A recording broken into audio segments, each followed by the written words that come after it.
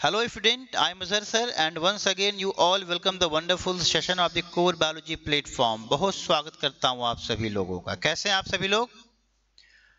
उम्मीद है कि आप सभी बहुत अच्छे होंगे, हेल्दी होंगे, प्रिपरेशन को भी एक सही डायरेक्शन दे रहे होंगे। प्यारे बच्चों, जैसा कि आप सभी जानते हो कि जो हमारा चैप्टर चल रहा है क्लास 10th का आवर इन्वायरमेंट, एक इम्पॉर्टेंट चैप्टर, छोटा चैप्टर, बट अगर मैं हम बात करें इस चैप्टर की वेटेज की तो प्रीवियस लेक्चर में हमने बात किया था कि ये चैप्टर आपको एग्जाम में 7 to 8 मार्क्स प्रोवाइड कर सकता है, जो कि एक बहुत बड़ा नंबर होता है। 7 to 8 मार्क्स 30 मार्क्स के पेपर में 7 से 8 नंबर बहुत बड़ा मार्क्स होता है। तो अभी तक की जो हमारी जर्नी रही, हमने देखा प्रीवियस लेक्चर में कि इन्वायरमेंट क्या होता है, पहला पॉइंट। दूसरा पॉइंट हमने वहां देखा प्यारे बच्चों कि इकोसिस्टम क्या होता है। तो आपने कहा कि sir ecosystem is a interaction between the biotic component और एंड ए बायोटिक कंपोनेंट, कि जो इकोसिस्टम होता है वह बायोटिक और ए बायोटिक कंपोनेंट के बीच का इंटरैक्शन है, लिविंग और नॉन लिविंग के बीच का इंटरैक्शन है, सजीव और निर्जीव के बीच का इंटरैक्शन है। यही ना कहा आपने?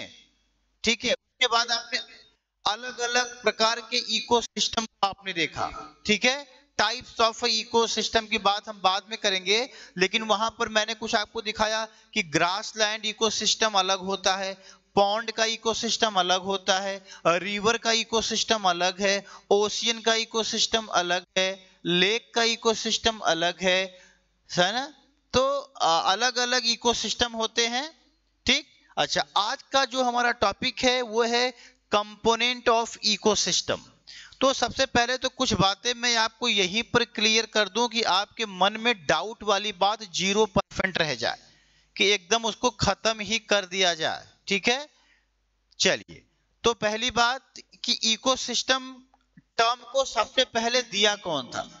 यहां पर एक बात लिखेंगे आप बेटा, टर्म ऑफ इकोसिस्टम, इकोसिस्टम के टर्म को देने वाले साइंटिस्ट का नाम लिखेंगे आप। ठीक, सर आर्थर जी टैंसले। क्या नाम था उनका? सर आर्थर, सर आर्थर जी टैंसले। ये एक साइंटिस्ट है जिन्होंने सबसे पहले इकोसिस्टम टर्म दिया था। ठीक है, इकोसिस्टम के टर्म को सबसे पहले देने वाले साइंटिस्ट का नाम सर आर्थर जी पॉइंट। अच्छा बेटा, कि हेडिंग क्या कह रही है कि what is the component of ecosystem, system का कंपोनेंट क्या होता है। तो यहीं पर मेन बात मैं लिख दे रहा हूं, फिर इस पे हम पूरा डिस्कशन करेंगे आपके साथ। ठीक है, तो कंपोनेंट ऑफ इकोसिस्टम क्या होता है बेटा? Component of ecosystem, component of ecosystem क्या होगा? Number 1 abiotic component, abiotic component. ठीक है, and number second is the biotic component, biotic component. तो ये चीज तो क्लियर हो गई कि अगर मैं एग्जाम में 1 नंबर का प्रश्न देता है, क्वेश्चन देता है कि what is the component of ecosystem, हम बहुत आसानी से लिखेंगे कि the component of ecosystem is abiotic component and biotic component. अब थोड़ा सा डिस्कशन कर लेते हैं अबाउट दी थियरी। ये जो पूरी थियरी यहां पर है इसकी बात करते हैं। देखिए क्या लिखा है कि all the components of ecosystem are made up of 2 component, biotic and abiotic. Abiotic या एक में बताइए। ठीक है, तो यहां पर कह रहा है कि all the component of ecosystem, ecosystem का जो पूरा का पूरा स्ट्रक्चर बना हुआ है, जैसे इकोसिस्टम का जो पूरा का पूरा स्ट्रक्चर हुआ, तो इकोसिस्टम क्या हो सकता है? जहां पर लिविंग और नॉन लिविंग हो। ठीक है, तो इकोसिस्टम बना होता है 2 कंपोनेंट से, एक बायोटिक कंपोनेंट से, एक एबायोटिक कंपोनेंट से। प्यारे बच्चों, ठीक, आइए, biotic components means living component, इस बात को याद रखेंगे। बायोटिक का मतलब क्या होता है? Living component. ठीक है, फिर लिखा है कि एंड अबायोटिक। देखिए अ यहाँ पर है बेटा, इसको यहाँ पर कर लें। And abiotic component means non living components. तो एबायोटिक में क्या आएंगे? नॉन लिविंग आएंगे। बायोटिक में कौन आएगा? लिविंग आएगा। एग्जाम्पल, चलिए एनसीईआरटी का एग्जाम्पल लेते हैं। यहाँ पर एनसीईआरटी का एग्जाम्पल लेते हैं बेटा। लिखा है कि if we visit a garden you will be the different plant such as grasses, ठीक है, grasses, trees, flower, rose, flower में क्या आएगा? रोज है, जैस्मिन है, ठीक है, सनफ्लावर है, and animals like frog, insect and birds. All these living organisms interact with each other and their growth, reproduction and other activities are affected by the abiotic component ecosystem. So a garden is an ecosystem. चलिए अब मेरी बात सुनिए। कह रहा है कि suppose that हम ऐसा मान लेते हैं कि हम एक गार्डन में विजिट करें। कहां पर बेटा? हम एक गार्डन के अंदर विजिट करते हैं। तो विजिट करते हुए हमें क्या दिखाई देगा? अरे भैया गार्डन में हमें दो तरीके का कंपोनेंट दिखाई देगा, एक बायोटिक कंपोनेंट, एक एबायोटिक कंपोनेंट। तो उस गार्डन के अंदर आपको कुछ मान लीजिए फ्लावर दिखाई दे दिए। फ्लावर में रोज दिख गया, जैस्मिन दिख गया, सनफ्लावर दिख गया, ठीक है, एनिमल भी दिखा, ठीक है, फ्रॉग दिखा, इंसेक्ट दिखा, बर्ड दिखा। समझ में आ रहा है? ये जो सारे के सारे लिविंग बीइंग है, चाहे वो फ्रॉग एनिमल है, ठीक है, या तो जो है प्लांट है। तो प्लांट भी तो लिविंग ऑर्गेनिज्म है ना भाई? प्लांट भी क्या है? लिविंग ऑर्गेनिज्म है। तो प्लांट किस में आएगा? बायोटिक में आएगा। अब आप कहोगे सर प्लांट का इंटरेक्शन जो है नॉन लिविंग से कैसे होगा? अरे भाई प्लांट को जो है सनलाइट चाहिए फोटोसिंथेसिस के लिए। तो सनलाइट क्या है? एबायोटिक कंपोनेंट है। प्लांट को ग्रोथ के लिए क्या चाहिए? वाटर चाहिए। वाटर क्या है? एक एबायोटिक कंपोनेंट है। प्लांट को कार्बन डाइऑक्साइड चाहिए फोटोसिंथेसिस के लिए।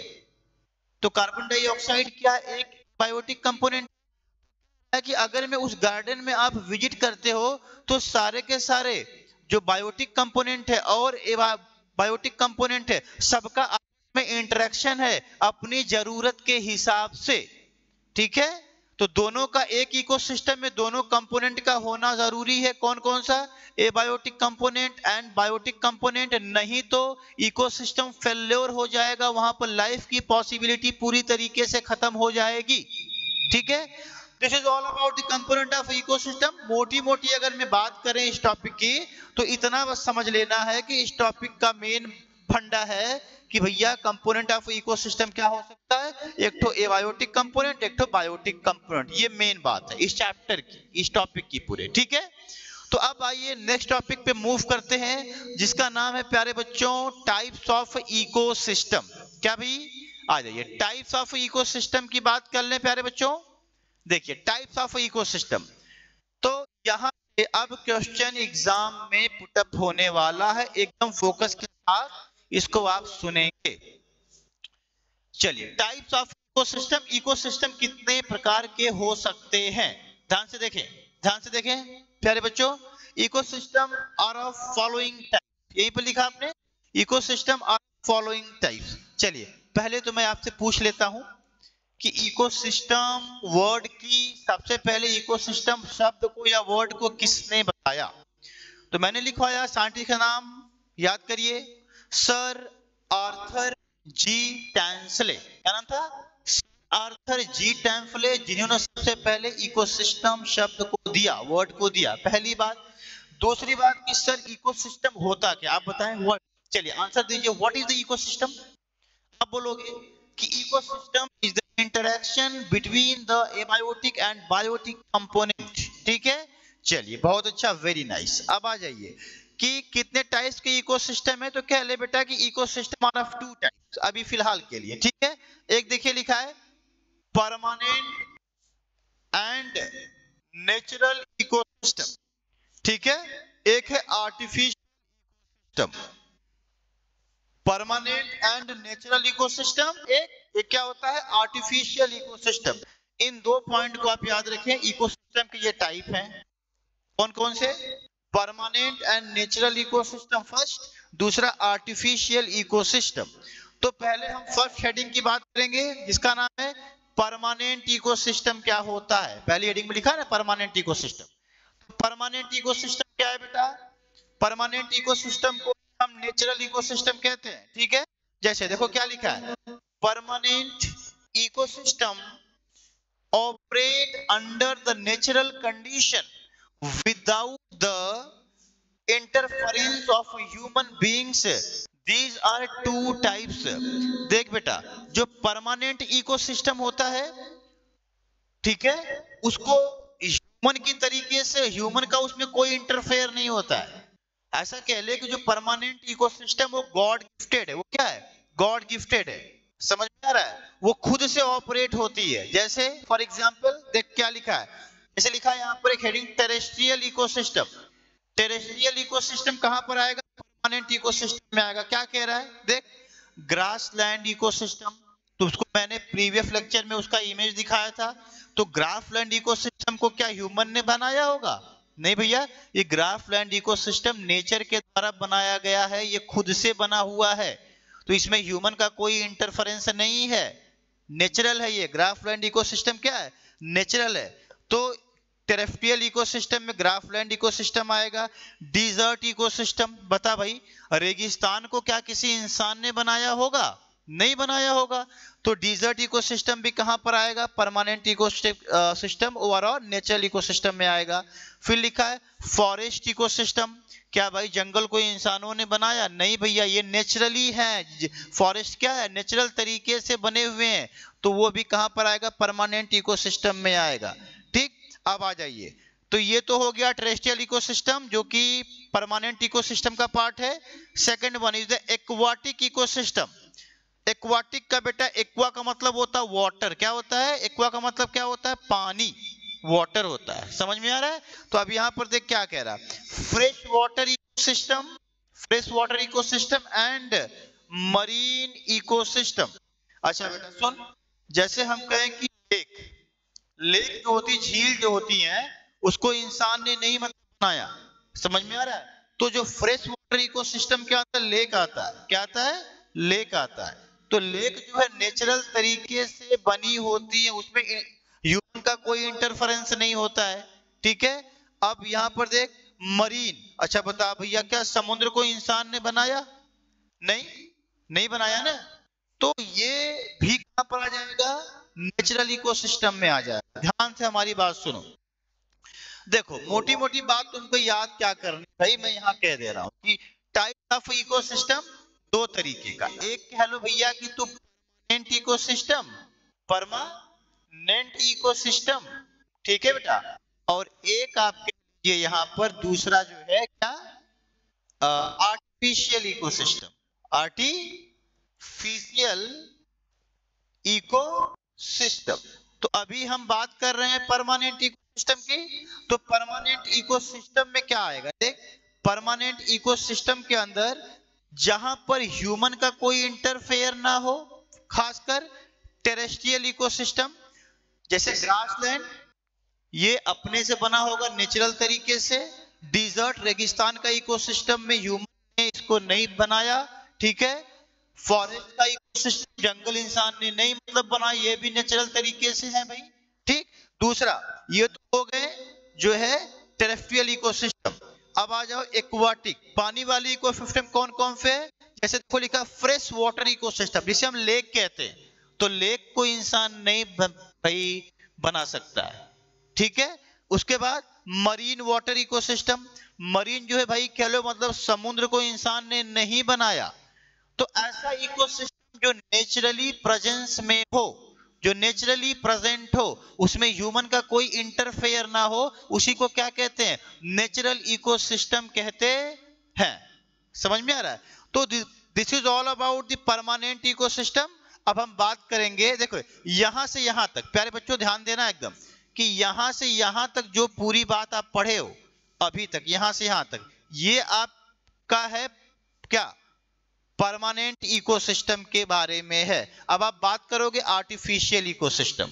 तो मूव करते हैं अब हम आर्टिफिशियल इकोसिस्टम की तरफ। प्यारे बच्चों आइए, आर्टिफिशियल इकोसिस्टम की तरफ हम मूव करते हैं अब यहाँ पर, तो ध्यान से देखें, आप ध्यान से देखें कि आर्टिफिशियल इकोसिस्टम क्या होता है। भैया सिंपल सी बात है, एकदम फंडा एकदम क्लियर है, बहुत आसान सा चैप्टर और बहुत अच्छा मार्क्स प्रोवाइड करने वाला है आपको। तो आर्टिफिशियल इकोसिस्टम क्या होता है, जहां पर भैया ह्यूमन का इंटरफेयर हो। ठीक है, क्या लिखा, these ecosystems are man made, ऐसा इकोसिस्टम जो ह्यूमन ने बनाया, जो इंसानों ने बनाया, उसी को क्या कहते हैं, आर्टिफिशियल इकोसिस्टम। चलिए भी देख लेते हैं प्यारे बच्चों की ह्यूमन ने कौन सा इकोसिस्टम बना दिया, किस प्रकार का इकोसिस्टम ह्यूमन के द्वारा बनाया गया है। ठीक, आइए हम देखते हैं एग्जांपल क्या लिखा हुआ है, क्रॉपलैंड, ठीक है, खेती वाली जमीन। अरे भाई देख इधर, मान लो यहाँ पर एक छोटी सी जमीन है, एक जमीन का टुकड़ा है, और यहाँ पर कुछ किसान है जो यहाँ पर खेती करते हैं।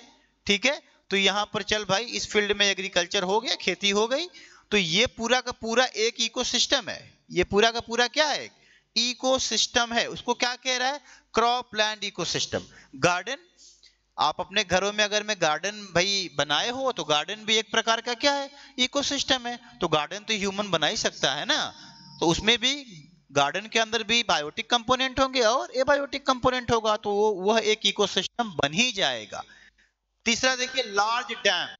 डैम तो आप जानते हो जहां पर ढेर सारा वाटर का कलेक्शन होता है भैया, है ना, कई क्यूबिक लीटर जो है उसमें वाटर जो है भरा रहता है। आप नहीं देखते हो कि बड़े बड़े डैम होते हैं जिसमें पानी ढेर सारा इकट्ठा करके रखा जाता है, तो उसका अपना इकोसिस्टम है। तो डैम नहीं, डैम को कौन मतलब बनाया, डैम को ह्यूमन ने बनाया।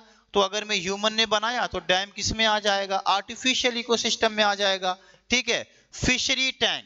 अच्छा, फिशरी का मतलब यहां पर मछली से, भाई किससे लिख दे, चल कैसे मछली है लिख दे, चल मछली। ठीक है, जल की रानी है, जीवन इसका पानी है, हाथ लगाओ डर जाएगी, बाहर निकालो नहीं मरेगी। चल इधर ध्यान से देख कि ये जो फ्रेश फिशरी टैंक है, देख बेटा इस तरीके से कुछ टैंक होते हैं, बड़े बड़े टैंक होते हैं, जिसमें हम क्या करते हैं, जिसमें हम क्या करते हैं, फिश को हम लोग पालते हैं। समझ में आ रहा है, फिश को हम लोग क्या करते हैं, पालते हैं। ठीक है, तो अब इस फिशरीज वाले टैंक को कौन मतलब बनाया, ह्यूमन ने बनाया, तो ये भी कहां पर आ जाएगा, आर्टिफिशियल इकोसिस्टम में आ जाएगा। ठीक, नोट, एक पॉइंट यहां नोट करोगे, देख क्या लिखा हो, ओडम एक साइंटिस्ट है, ओडम क्या नाम था, ओडम, ओडोमास नहीं, मच्छर भगाने की दवा नहीं लिखता, ये ओडम जो है साइंटिस्ट, 1971 ईयर याद, 1971 describe that an ecosystem is form of component, biotic component and abiotic component। ठीक है, ओडम ने क्या बताया, देख अभी बात ध्यान से सुन, ओडम ने क्या बताया, ओडम ने कहा कि, ओडम ने 1971 में क्या कहा कि जो इकोसिस्टम होता है उसके दो मेजर कंपोनेंट होते हैं, इकोसिस्टम के दो मेजर कंपोनेंट होते हैं, biotic component and abiotic component. इसको बताया कौन, ओडम ने बताया। कौन बताया, ओडम ने बताया। लेकिन अब बोल, मैंने अभी प्रीवियस लेक्चर में समझाया था आपको बेटा कि इकोसिस्टम वर्ड सबसे पहले कौन दिया था, आपने कहा था सर आर्थर जी टैंसले। लेकिन ये कौन बताया था कि इकोसिस्टम में दो मेन कंपोनेंट होते हैं, बायोटिक और एबायोटिक, नाम है ओडम। ईयर में यहां पर लिखा हूं 1971। क्लियर हुआ बेटा, ठीक है, तो this is all about the ecosystem. ठीक है, कल हम बात करेंगे आपसे एक नया लेक्चर में, एक नया टॉपिक में, जिसके हम बात करेंगे हाउ द इकोसिस्टम रन, है ना, मतलब इकोसिस्टम में जो एक्टिविटीज होती है लिविंग ऑर्गेनिज्म की, वो कैसे परफॉर्म होती है, कैसे इकोसिस्टम के अंदर एनर्जी का फ्लो होता है। समझ में आ रहा है, कैसे एक लिविंग बीइंग दूसरे लिविंग बीइंग के ऊपर क्या है, डिपेंडेंट है। हम इसकी बात करेंगे कल फूड चेन और फूड वेब की। तो कल मिलते हैं प्यारे बच्चों एक नए लेक्चर के साथ। आई होप सो कि आपको ये समझ में आया होगा कि how many kinds of the ecosystem. आप याद करो फिंगर पे बेटा, ecosystem are of two types, permanent ecosystem and artificial ecosystem. Permanent ecosystem का मतलब जो नेचुरल इकोसिस्टम है, जो मैन मेड नहीं है, जिसको गॉड ने बनाया, जिसको नेचर ने बनाया, वो नेचुरल इकोसिस्टम है। आर्टिफिशियल का मतलब ऐसे इकोसिस्टम जिसको इंसान ने बनाया। चल भाई, मैं अगर मैं कहूँ पॉन्ड, एक छोटा सा तालाब, अगर मैं भैया पॉन्ड जो है, कोई इंसान जो है एक तालाब जो है बनाता है, उसमें मछली को पालता है, मान ले, ठीक है, तो पॉन्ड भी किसी को सिस्टम में आ गया। बोल, किस में आ गया है? आर्टिफिशियल इकोसिस्टम में आ गया। क्यों? क्योंकि भैया जो है इसको ह्यूमन ने बनाया तो आर्टिफिशियल में आएगा। अब मैं कहूंगा को एक इंसान है, वो सोच रहा है कि मैं जो है ओशियन बनाऊंगा, है ना, उसमें फिर मछली डालूंगा। अरे भैया, ये कैसे पॉसिबल है कि एक इंसान ओशियन कैसे बना सकता है?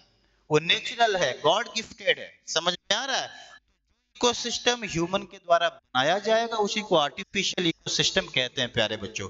बहुत अच्छा, कल मिलते हैं आप सभी के साथ एक नए लेक्चर के साथ, जिसका नाम जो है नेम होगा कि कैसे इकोसिस्टम के अंदर लिविंग बीइंग्स वर्क करते हैं, कैसे एनर्जी का फ्लो होता है। तो तब तक के लिए आप सभी को best of luck. I hope आप हार्ड वर्क कर रहे होंगे, और ये अगर मैं हार्ड वर्क कर रहे होंगे तो इस मेहनत का असर जरूर दिखेगा 3 महीने के बाद। ठीक है, तो best of luck, hard work करते रहिए प्यारे बच्चों।